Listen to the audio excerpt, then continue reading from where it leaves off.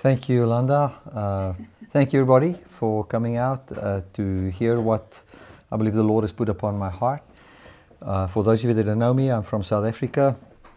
I have a ministry called Dynamic Love Ministries, and the focus is on the love of God, the grace of God, the goodness of God, a message of no condemnation, where I want to bring an explanation of how much God loves people and also how He establishes His kingdom in the earth, where He loves creation and He loves people and He wants to preserve creation forevermore.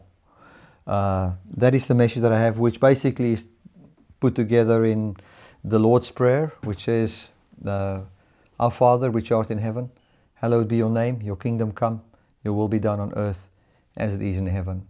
Knowing that God is a good God, knowing that God is a loving God, and that He establishes what is good and lovely and beautiful in this earth.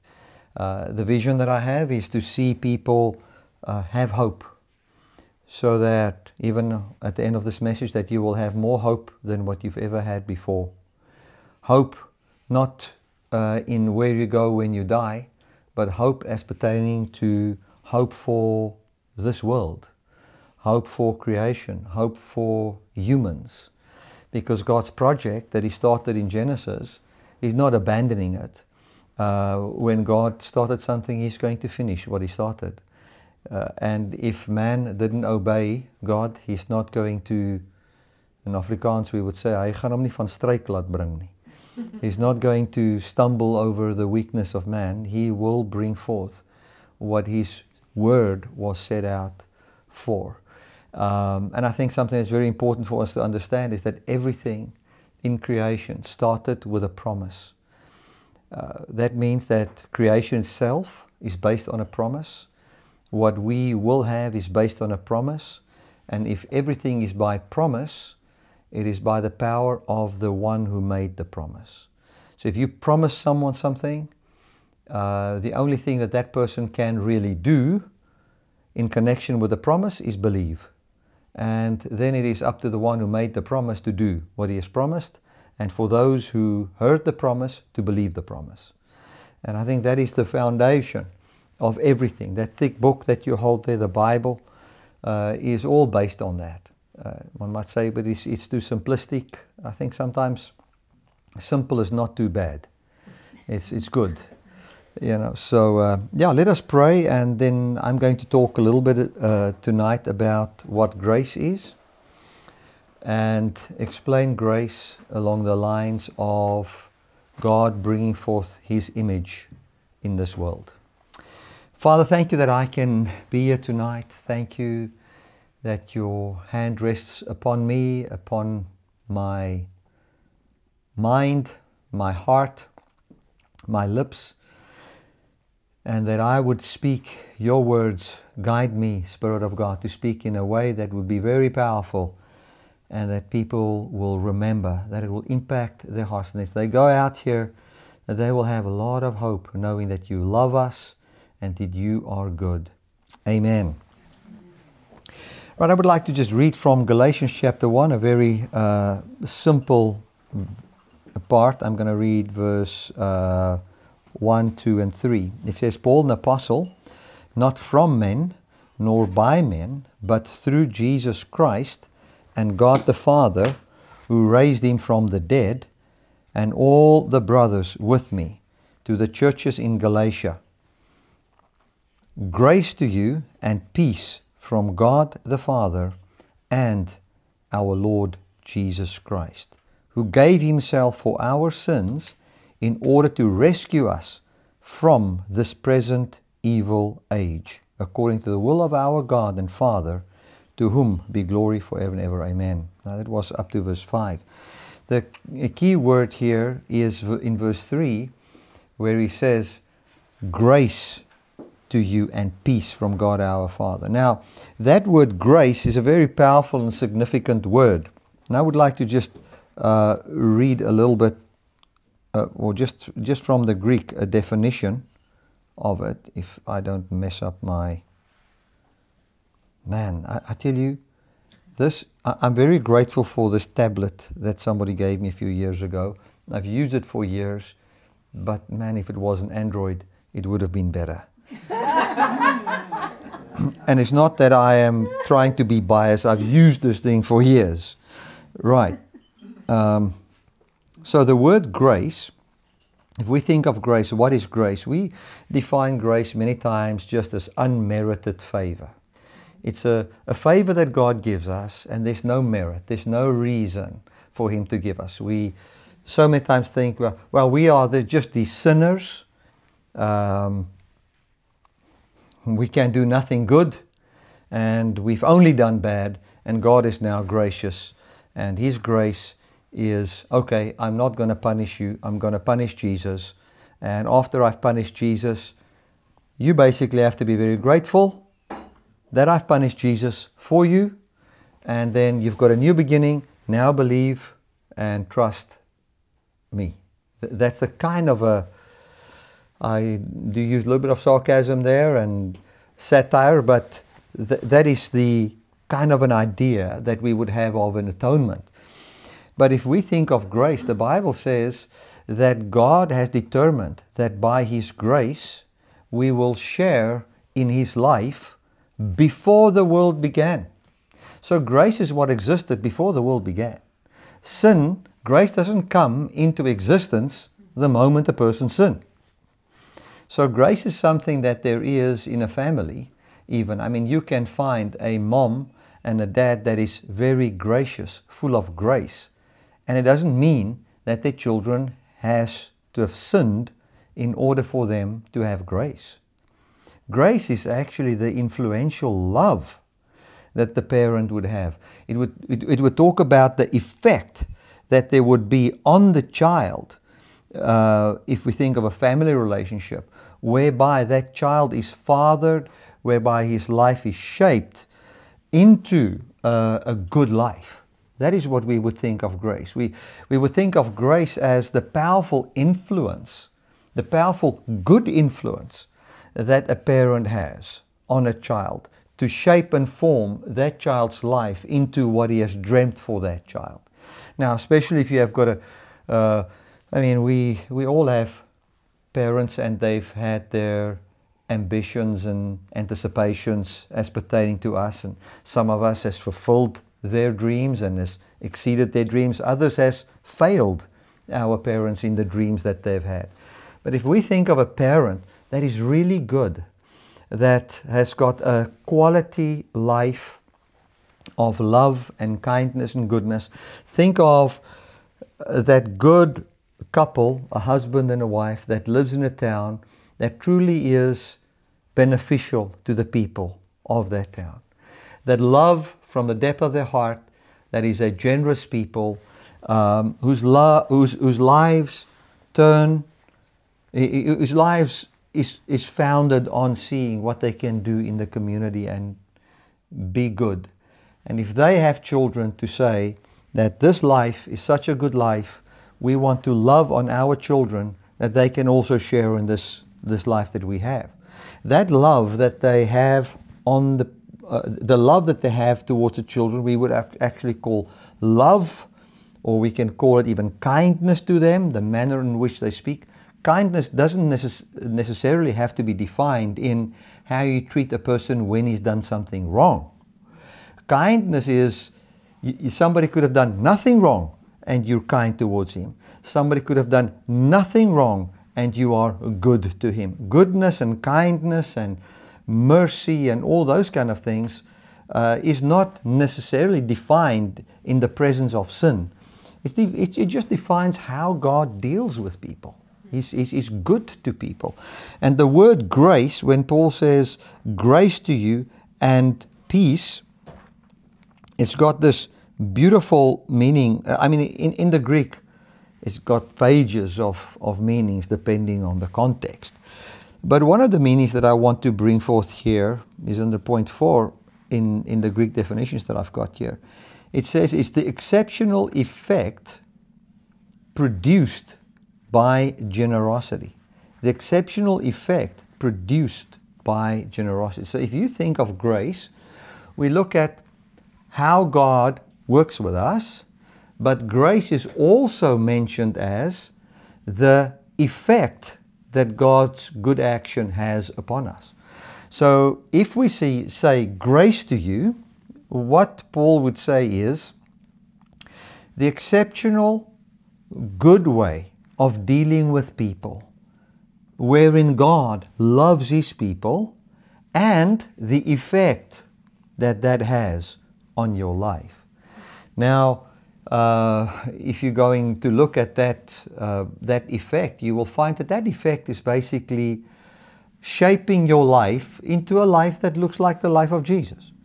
Now, in simple terms, we would basically say that grace is the powerful love of God towards us, whereby He is gracious in character towards us, loving us to the point that we look like Him. That is what grace would be. And if you think of grace and you read Ephesians and you read several passages in the Bible where it says that He has determined beforehand that we would be blameless before Him in love by the grace. By grace He's determined that. It simply means that God made humans from the dust of the earth, and His dream and His vision was, I'm going to love these people until they shine with my fullness. So if we look at grace, the Bible says He's predetermined that by grace and through grace He would love us to into fullness. And we can look at even when we have babies. The Bible says in Psalm 103 that as a father has compassion or pity on his children, so God has compassion on us. And I've mentioned this last night. As a father pities his children, knowing that we are dust. Now, God knows that we are dust. And as I mentioned last night, whose fault is it that we are dust? It's not our fault. He made us like that. Now, what is the ability that dust has in itself? Well, God says to Adam, you know, what you are is actually dust. If you want to live without me and you just want to stand by yourself, you are just dust. It is almost what electricity would say to a television. It would say, without me, you are just plastic and metal. And without me, you can never be a television. You might be shaped like one, you might be formed like one, but you need electricity to be what you are. And if you say, without electricity, I'm going to show these beautiful TV shows, well, guess what? You're just going to perish and return to the elements that you were made from. That's basically what it is. So when God made man, He made and formed man from the dust of the earth, and He had a dream. His dream was to shape that man into His image. That is what He wanted. He wanted to shape man into His image. Now, when man could think and breathe and reason, and he could look at his own abilities, it was very tempting to think, well, I've got intelligence, I'm clever enough, I can by my own ability, you know, just be like God. And what is God? God is an eternal, immortal being that is flooded with love and life, and He lives forever. And what happened to Adam was he was thinking, well, you know, we by our own ability can make things work, and we can make it last forever. And God said to him, if you want eternal life by your own ability, you want to be like me by yourself and stand in the solitude of yourself, you're just going to return to the dust of the earth. So I say that, and I don't want to make it too complex, but all that I want to say is this. If we don't have the ability to be like God by our own works, God's not threatened by that, because He made us as beings that are to be shaped and formed by Him. And as we obey Him, He shapes us. And let me give you a very good, simple example. When you have a child, that child, when the baby is born, is literally, as pertaining to doing things in this world, good for nothing. Cannot even make a cup of coffee. It can do nothing. It's weak. It's almost as if it's just formed from the dust, and now the parent is going to shape this baby. Now when that baby is born, you will say exactly what God said about creation. You would say, wow, this is good. But that goodness is not based on what the child has done. You know, the child is good. Good for what? Well, he's got everything that is needed to receive love and to be shaped and formed by love, wherein as he grows up, believes upon you, he is perfect, because he will be a free will agent. He will be someone that can receive love. He's someone that can be shaped by love, that can be formed by love, given that he believes in you and that he trusts you. So you can now shape a child. In the very same way, that child, as is shaped, will be shaped in your image. He will be your image. If I would think children are shaped into different images depending who they obey. You know, you can be shaped into the image of a certain political party if you obey that. But let's say, and we talk about a good family, the child receives the love from the father and the mother, and that love starts to form and shape that child. You'll find that who the parents are forms that child. He will have his own unique personality, but the parents would be formed and shaped in him. And when you look at that child, you would basically say, this is the image of the parents. And the way we all know that takes place is in the presence of a father and mother who give their lives for their children. We see that. It's logical to us. And why is it logical to us? I think because it is truth that is shaped and formed by an objective truth. There's a greater truth, and that truth is God as Father. He is the one that shapes us. He made us from the dust of the earth, and His plan was to love us, to bring security to our hearts, to bring peace to our lives, wherein who He is shapes us and forms us into His image. And this image of God that He had in mind, He gave a good example of what that image is. That image, because we can easily think, what does it mean to be in the image of God, to be created in the image of God? God had one idea of an image of Him. And that is mentioned in Hebrews chapter 1, where it says that Jesus is the express image of the Father. So if you want to know what God had in mind with humanity from day one, it was to form and shape man by loving us and by being a father to us, fathering us into what we today behold in the glorified, resurrected Jesus. That was His plan, because that is the image of God.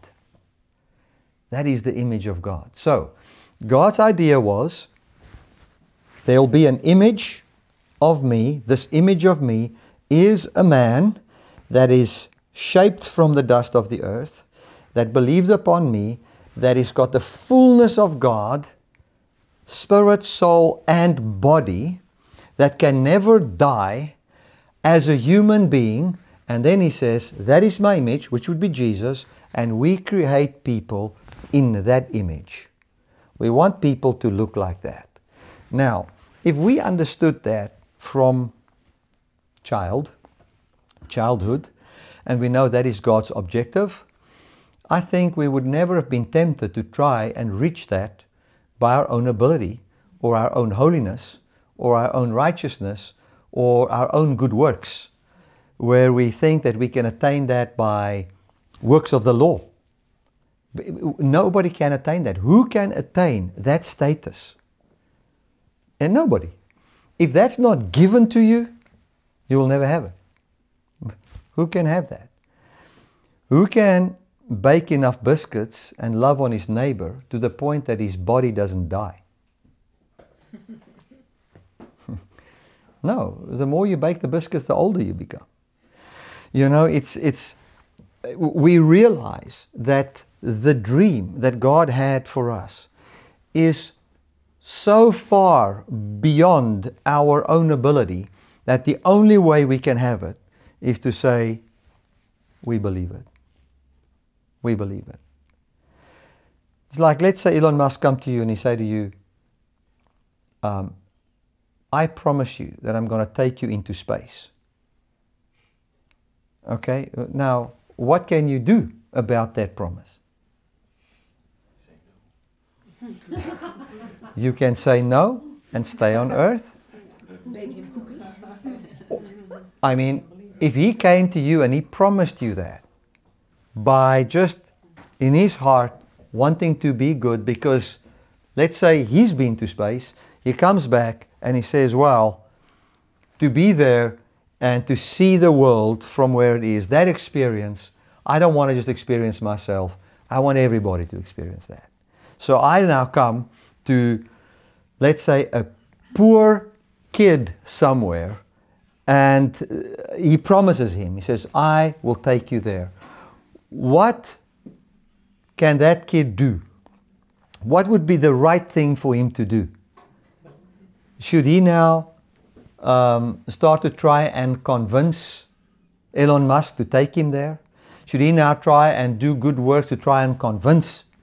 No. All he can do is believe. He can just believe. So we would find, like Elon Musk would have grace on that child. That grace would be this influence, this good action towards the child, wherein he will use, and he promises his ability to bring that child to a level of life that Elon Musk possesses. He says, I want to bring you into my life. You cannot do it, but I promise you. So the moment that promise is there, immediately the expectation is upon the one that has promised. He must make his word come true. The only thing the one that can never attain it by his own works can do is to believe. And that is how righteousness is determined in the Bible. The faithful God promised, so what would be the right thing to do? Well, God, I promised that what you said you can do. Here am I. Now, to give an idea on how fruit can come forth in our lives based on a promise, is somebody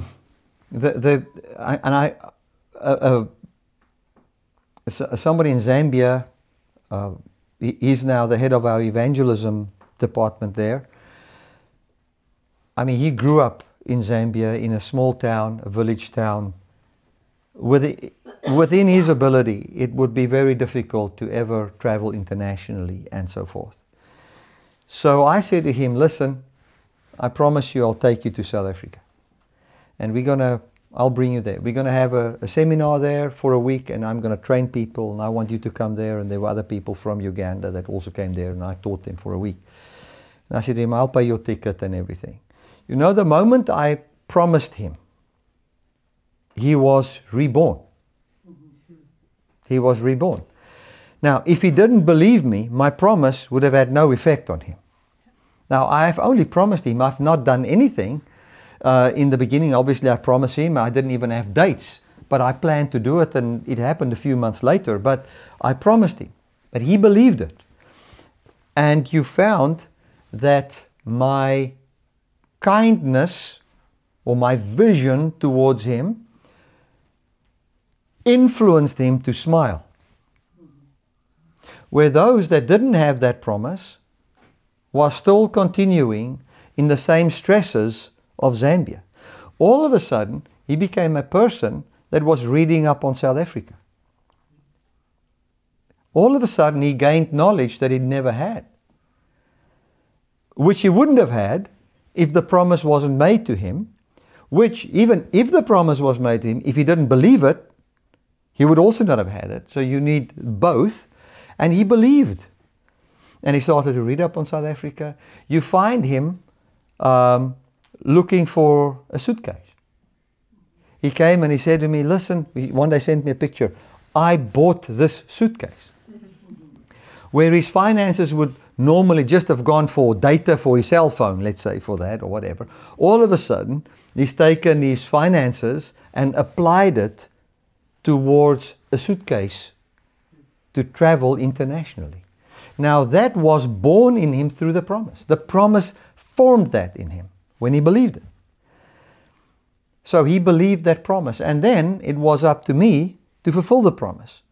So I said to him, now I'll put money in your account, go and get a passport. So then he started to carry himself like an international traveler. He was reborn. He went from a person that lives in a small village town in Zambia to an international traveler without even traveling anywhere, by a promise. And because there's truth behind that promise, and because he saw there was evidence that it was within my ability to do that. I mean, if there was no evidence that it was within my ability to do it, I mean, it wouldn't have changed his life. Let's say one of his friends in school promised him that. Do you think that it would have changed his life? No, because he doesn't see the power to bring it forth. He has to see the power to bring it forth. So we fulfilled our promise, and he did come. He spent 10 days there. He went back. He was equipped, and now he can go and live with the very truth that he was equipped with. Now, in the very same way, we find, and I think I've ended it off last night in Titus chapter 3. And before we get there, let's just recap this definition of grace. Grace is the exceptional effect that is produced by God's graciousness. So, if you say, I live by grace, you are basically saying, the good actions in my life is formed by the promise of God towards me that shapes my life into what you are seeing now. That is grace. So grace is not God saying, well, I'm not angry with you. Well, I want to just say this. God doesn't walk around with anger every day. He doesn't have an anger problem. Jesus also didn't come, and just in short, I hope this is maybe not too shocking, but Jesus didn't come to wash the Father's mind from your sins. It's not as if the Father was thinking of the sins of people all the time. And then once the blood of Jesus now flowed, then the Father can say, okay, a price was paid for these people's sins, so I'm not going to think of their sin anymore. No, that is not how it works.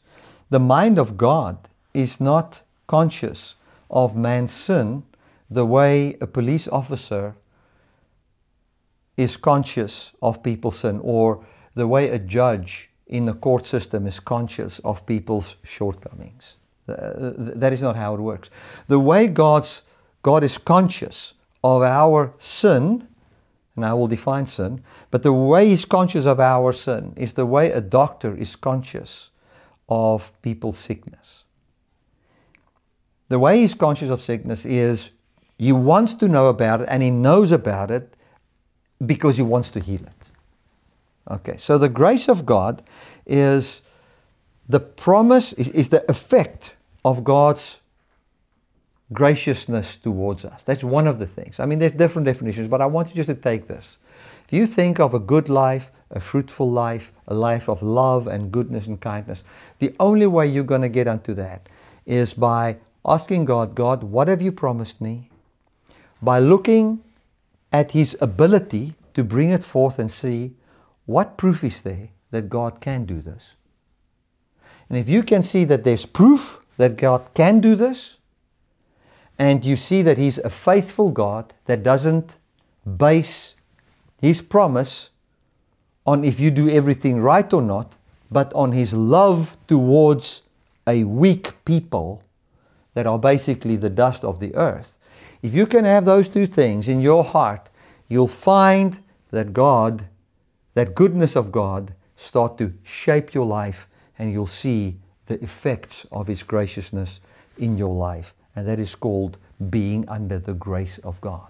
That's what Paul had in mind when he said, grace unto you and peace from God the Father and our Lord Jesus Christ, who gave Himself for our sins, verse 4 says, to redeem us from this present evil age. It doesn't say to redeem us from the earth, to remove us from the earth, but actually to redeem us that our lives are not born from the dictates of this world. Where your life is, I don't know the name of how it works in your country, or presidents or king, or how it works here, but if you would take South Africa, that your life is not born from Cyril Ramaphosa. Your life is not born from a Julius Malema. Your life is not born from the outcomes of what's going on in the politics. You are redeemed from this world because you have a promise that is greater than the death in this world. Now, we need to know what God has promised us. What has God promised us? Let us, and I think if I share with you tonight what God has promised you, you're going to find why faith is such an important thing, because that promise is so big, it's unbelievable. It's unbelievable. I can tell you now, if I look at the promise of God, if He didn't bring forth some proof, it would be easier for me to believe that I will walk on the moon than what it would be to believe what God has promised me. Because for all of us to put our feet on the moon, there's a bigger chance for that than to look at the promise of God to be fulfilled. It's within human ability. Within human ability, we've got a greater chance to stand on the moon, all of us, together, before we die, than for us, by our own ability, to attain on what God has promised us. Because the thing that God has promised us is something that only God can bring forth. And there is great proof that God can do that. Now, let us go to Titus chapter 3. Titus chapter 1. And I'm going to read from verse 2 and, just verse 1 to 3. Sorry, I've opened in Timothy. I'm reading from verse 1. This is Titus 1 verse 1. Paul, a slave of God and an apostle of Jesus Christ, for the faith of the chosen of God and the knowledge of the truth that is according to godliness. Now listen to verse 2, and this is the great thing. In the hope of eternal life, which God that does not lie promised before time began. Okay, so how did everything start? It started with a promise. Before the ages began, before the world began, there was a promise. And Paul says here that God made everything because He's promised us something. If you promise your child a business, let's say you begin with a promise. I'm going to have a child and I'm going to give him a business. That promise that you've made would be the creator of all things. Everything would be created by that promise, and it would be created for that promise. Isn't it? If that is what you've promised. So, I promise I'm going to have it. I promise I'm going to have a child and I'm going to give him a business. Okay, so what will you do then? By the promise, things will come forth. So Paul says here that everything God did was by a promise. It's in the hope of eternal life, which God, who does not lie, promised before the world began. So, what did God promise before the world began? Eternal life. Eternal life. Now, we have defined eternal life as, if you ask somebody, do you have eternal life? Then they would say yes, and then in the mind would be, they would understand, are you going to heaven? That is what eternal life would mean. But is that what eternal life means? What is eternal life? Let's go to 1 John.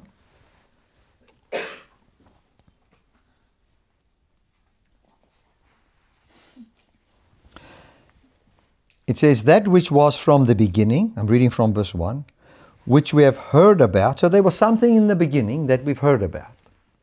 It's like in the beginning there was a word. We've heard about it. What did God give us from before the world began? He gave us His word. What was His word? If we say to somebody, I give you my word, it means you promise Him. So what did God promise from the beginning?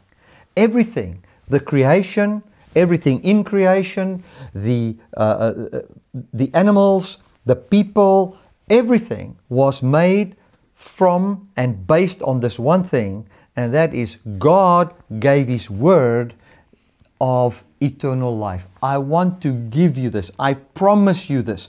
So I make you and I shape you with this in mind. What do we find in the Garden of Eden? He made man and He put the tree of life there. What would happen if Adam would eat of the tree of life? He would live forever. He would live forever. He would have eternal life. Now, there is a human today that has eternal life. His name is Jesus. We see, and He is called the Word of God. So what God was always saying from before the world began is He was saying, I want a people that look like this. That's what I promise. Then we find that what He has promised has begun in Jesus. He brought that forth. That is His promise towards us.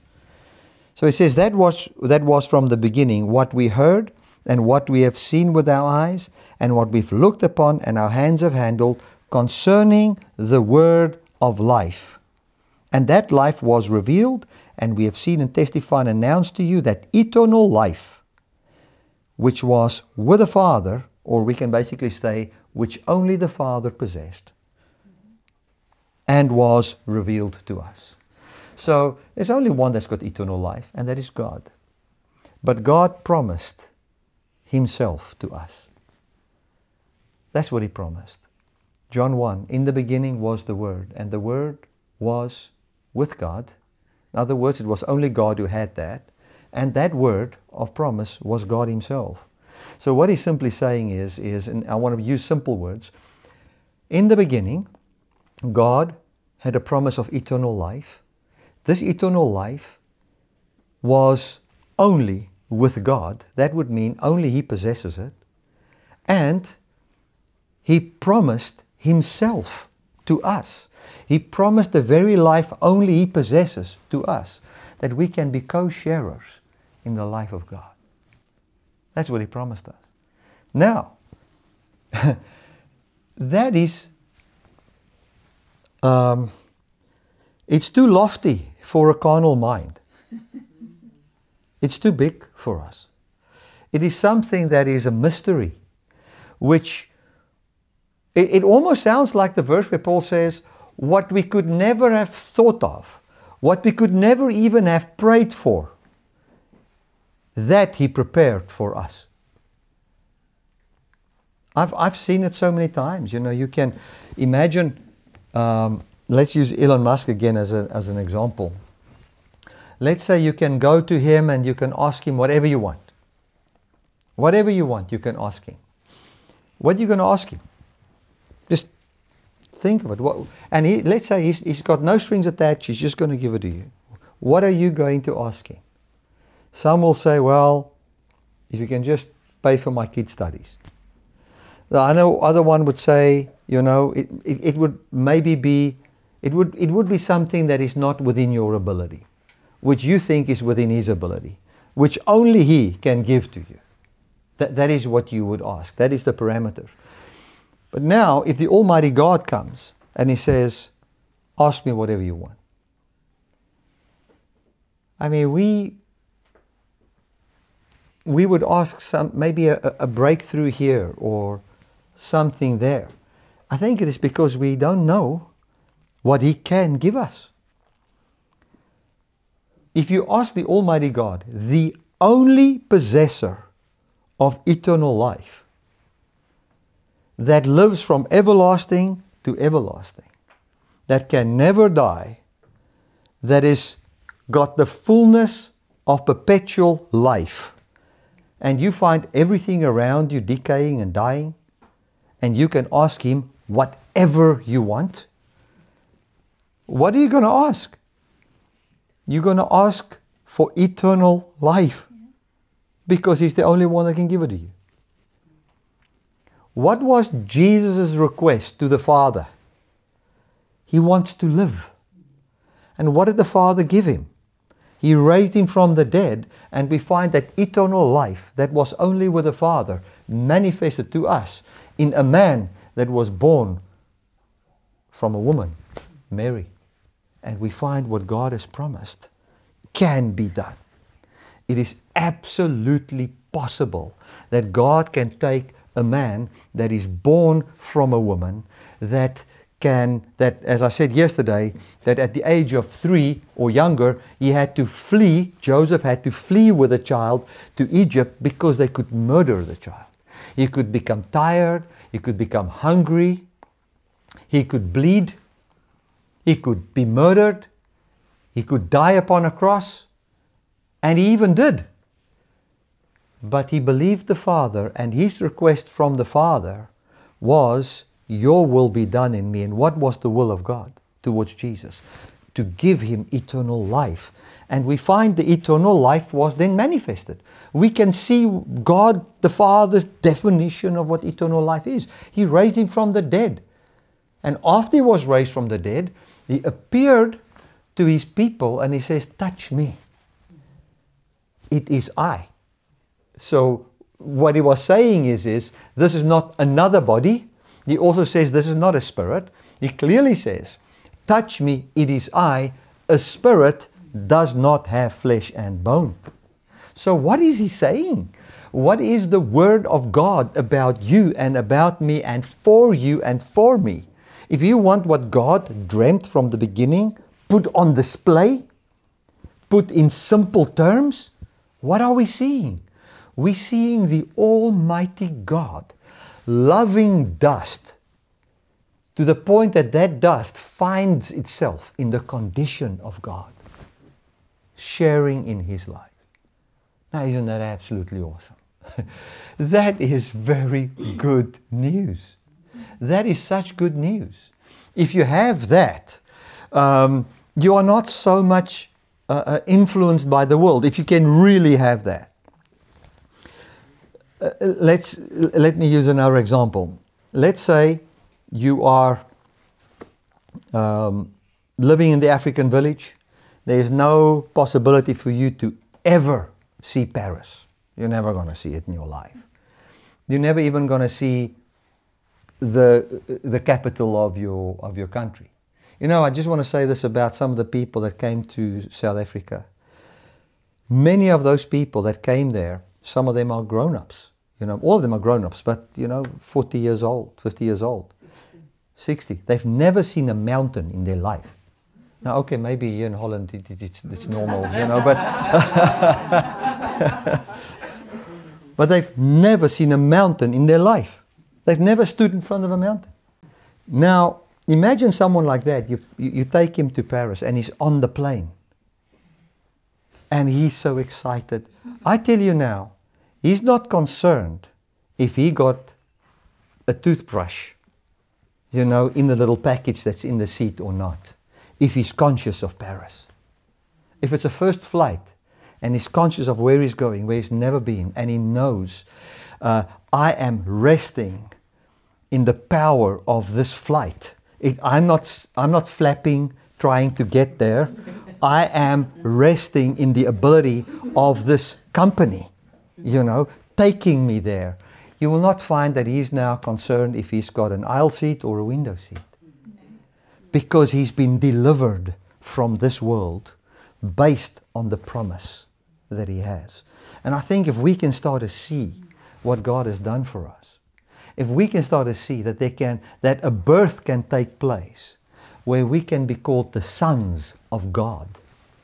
Now, I mean, I have sons, 3 of them, and you can see that they are my sons.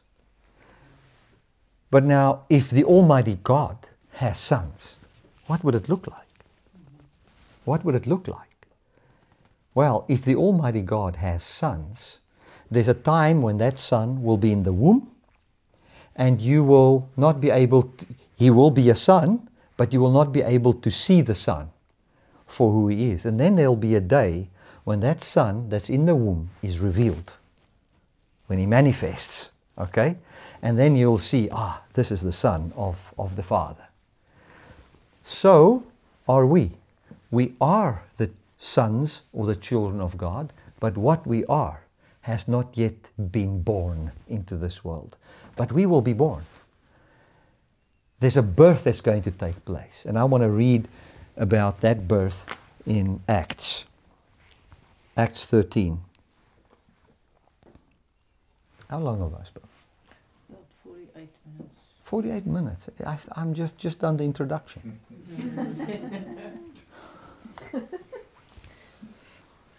Because I wanted to speak about 1 John chapter 3 and then John 3, but I'll see if I can make it short. Let us first go to Acts 13 and 33. We're going to look at the birth that took place here. You remember in Galatians it says that Jesus Christ was born of a woman. Okay? So Jesus was born like any baby. There was an egg in Mary that was fertilized by a sperm that came by miracle. A miracle took place. And that egg was fertilized and a human was born. Jesus had a belly button, okay, attached to the womb, the whole feeding from the placenta, all of that. Jesus was born like anybody was born. He was born of a woman. Okay? And when that body, that physical human, was born of a woman, we would find the attributes of the woman he was born from inside him. He would drink. The Bible says, blessed are the breasts that feed you. You know, talking about Jesus. So how did Jesus get nutrition? He drank from his mother's breasts. That's how. And what would have happened to him if you don't feed him? Malnutrition. He can die. You know, like a shocking thing. You know that Jesus was lost? At the age of 12.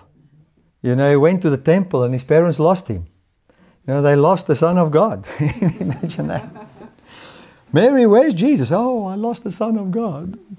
You know, that's terrible. But so I'm just saying that so you can see how normal life Jesus had.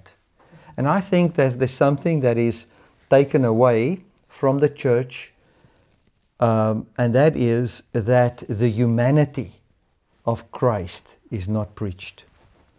We need to preach Jesus as a human. The more you can see that He's a human and how He simply trusted the Father and what the Father has done in Him, the more your bones will be able to believe that God can do it for you. The more you'll rest. You have to see the humanity of Jesus. So He lives born of a woman. Living, He can sweat. It's hot. He needs to go to the toilet. He's a normal human. He needs to eat, drink. That human had to be reborn. And I'm not talking about his spirit or something like that. I'm talking about that physical human. That physical human, now I've said he had to be, let's change the words. he was born a second time. So he was born from his mother, but now I want to read from Acts 13. I'm going to read from verse 28. And although they found no charge worthy of death, they asked Pilate that he be executed. And when they had carried out all the things that were written about him, they took him down from the tree and placed him in a tomb. But God raised him from the dead, who appeared for many days to those who had come up with him from Galilee to Jerusalem, who are now his witnesses to the people. So we see clearly here that Jesus died, they took him off the cross, they put him in a tomb, and then what did God do? He raised him from the dead. And then the people went with him that testified, that's witnesses of him. And now listen to verse 32 and 33. And we proclaim the good news to you, that the promise that was made to the fathers, this promise God fulfilled to our children by raising Jesus. So the promise was fulfilled by raising Jesus, as it's written in the second Psalm, you are my son, today I have begotten you. Or today I've given birth to you.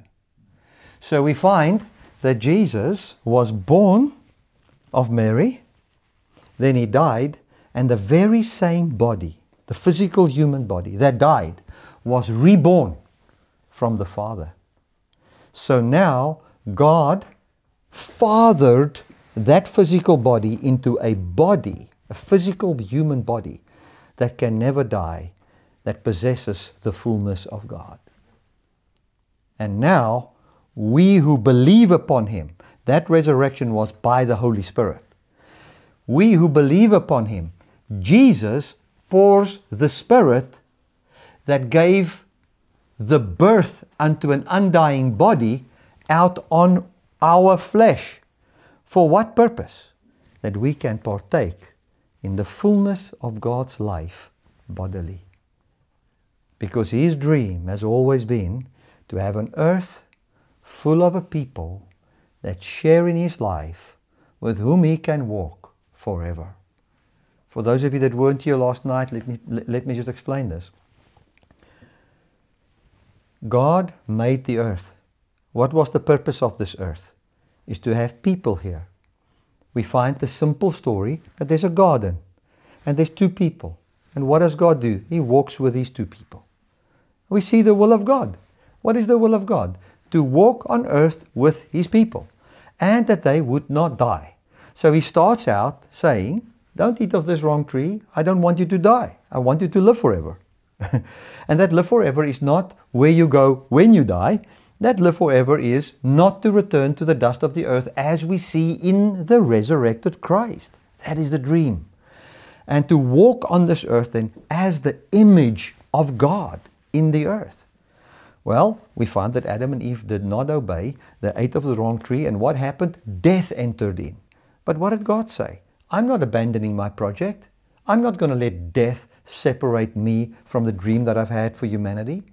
And he brought forth the man, the Christ. He was raised from the dead and gave authority, all authority, that would mean authority over death, to Jesus, and gave him the command that everyone that I bring to you, you must raise him up in the last day. Why?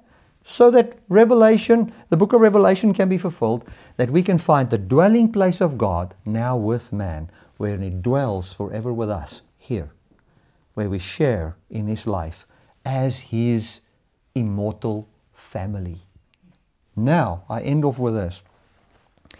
If you look at 2 Corinthians chapter 3.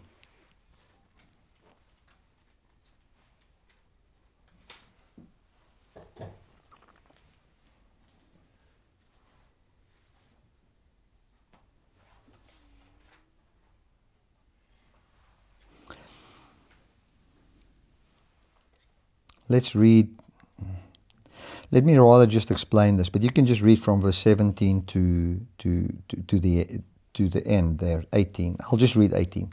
It says, and we all with unveiled face. In other words, we are beholding the Christ. We are seeing this message of the resurrection. He says, we all with unveiled face, reflecting the glory of the Lord, are being transformed into the same image from glory to glory, just as from the Lord the Spirit. So what he's saying is when we see the resurrected Christ and we behold what God did in that man that was born from Mary, it says, as we look at that, we are changed into the same image by the Spirit, which is the Lord.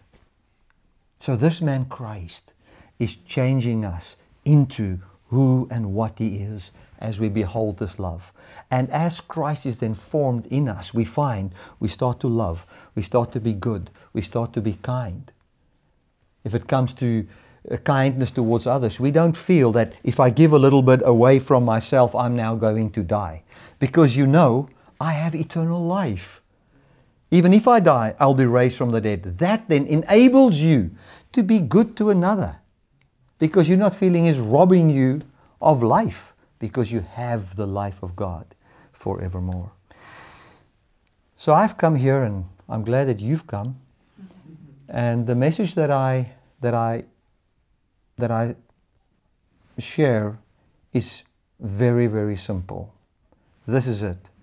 The eternal God wants a family of eternals, and He has chosen to make them on earth and to offer them eternal life. All you can do about that is truly believe it. He's demonstrated what He can do in raising Jesus Christ from the dead, and He has given Him the authority to bring what's true in Him into us. Let us believe it. That is the gospel. That's the good news. The good news is that that which God has promised, which was a promise for thousands of years, there was good news when Jesus was raised from the dead. And that good news is what God has promised has begun. Where? Right here. That's why I said in the beginning, the message that I have is not a message so much for where you go when you die. The message is a message of hope for this world. That our God, who loves this planet and who loves its people, will judge this world and bring justice to this world. You know, if you justify something, I mean, if you've got text, I think I said it yesterday, if you've got text and you justify it, it doesn't mean you punish the text, you just bring it in line. Now, heaven's order is the order of life. And if He justifies the earth and He brings His justice to the earth, He lines the earth up with heaven and He brings life to the earth. The first justified text that we've ever seen is the empty grave, the resurrected Jesus Christ. And I want to say to you that God's covenant, those of you that have never heard this, those who have heard this many times, please excuse me for saying this again, but let me share this and end off with that. If you look at the Ark of the Covenant, it was a golden box with two angels on it. And then God would come and He would appear between the two angels on top of the golden box, and there was a seat there. It was called the atonement seat or the mercy seat. And then He would speak from between these two angels. He would speak His word. So He was seated between the angels and He spoke from the mercy seat, and that was the authority wherein He spoke. That ark was called the Ark of the Covenant, or we can also say the Ark of the Promise. If you make a covenant with somebody, you promise somebody. So this is the ark or the throne of the promise where God speaks between the two angels. Now you'll remember that in one of the gospel accounts, when Mary went to the grave and they walked into the grave, they saw there were two angels, one at the head and one at the feet, where they have laid Jesus. And from there went the message into all the world, because that is God's covenant with you. That is His promise that was from the beginning. The mercy seat is the promise of the empty grave. And that is the platform from where God speaks. That is the lens through which you should interpret everything, because He doesn't sit on a different throne. His throne between the angels. If you see a Revelation, you know, and multitude of angels around him singing, holy, holy, holy is the Lord God Almighty, and so forth. That is the very same thing that you saw in the Old Testament with the Ark of the Covenant. It's the very same thing. The substance of it is when you see the empty grave. That is it. Holy, holy, holy is sung around the empty grave, because that grave can only say one thing today, and it says that it couldn't have him, and therefore it cannot have you. Amen, and that is my message.